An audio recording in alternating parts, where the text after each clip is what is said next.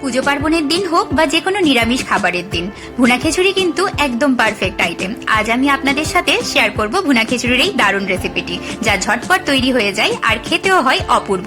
চলুন তবে শুরু করা যাক। প্রথমে একটা প্যানে নিলাম 1 কাপ মুগ ডাল। এটাকে ড্রাই রোস্ট করে নিচ্ছি, হালকা সোনালী রং আর সুন্দর গন্ধ বেরোনো পর্যন্ত ভাজবো। একইভাবে নিলাম 1 কাপ আতপ চাল, এটাকেও হালকা করে ভেজে রাখছি।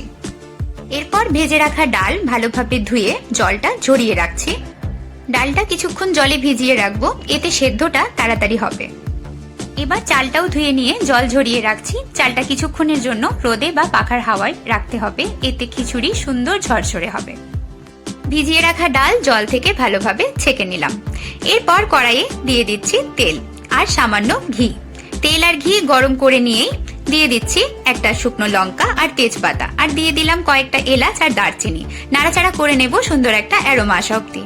এরপর দিয়ে দিলাম ডাল। মশলার সাথে ডাল কিছুক্ষণের জন্য ভেজে নেব। এরপর দিয়ে দিচ্ছি চাল আর ডাল একসাথে আরো কিছুক্ষণ ভেজে নেব।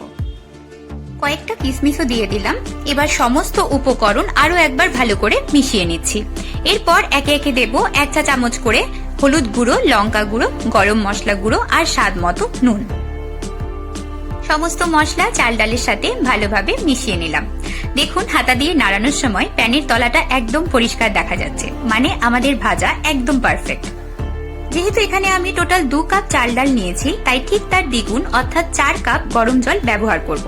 এবার সবকিছু আবারও একবার মিশিয়ে দিচ্ছি। ঢাকা দিয়ে দিলাম 15 মিনিটের জন্য। আঁচটা থাকবে মাঝারি। মাঝে একবার ঢাকনা তুলে নাড়াচাড়া করে দিলাম, যাতে চাল ডাল সব দিক থেকে সমানভাবে সেদ্ধ হয়। দিয়ে দিলাম খুব সামান্য চিনি। খিচুড়িতে সামান্য মিষ্টি দিলে স্বাদটা ভীষণ ভালো আসে।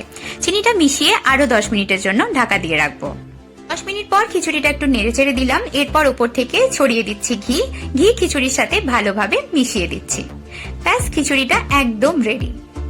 আমার যেহেতু ভুনা খিচুড়ি শুকনো খেতেই ভালো লাগে, তাই আমি পরিবেশন করলাম আলু ভাজার মিষ্টি কুমড়ো ভাজার সাথে। আপনারা আপনাদের পছন্দের যে কোনো কারির সাথে সার্ভ করতে পারেন। আর সাথে রেখেছি কিছু শসা আর একটা কাঁচা লঙ্কা, আর শেষ পাতের জন্য রসগোল্লা। রেসিপিটা কেমন লাগলো আমাকে অবশ্যই জানাবেন। আবারও চলে আসবো নতুন কোনো সহজ রেসিপি নিয়ে। আপনারা ভালো থাকবেন, সুস্থ থাকবেন। আজকের মতো টাটা।